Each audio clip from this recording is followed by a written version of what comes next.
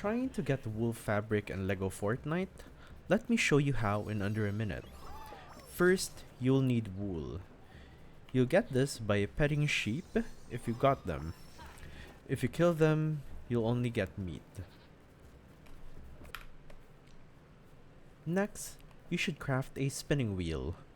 To unlock it, upgrade your crafting bench to at least tier 2.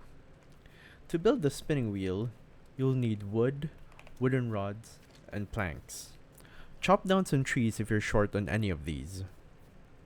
Once the spinning wheel is built, interact with it, drop in your wool, and boom. It starts turning into wool fabric.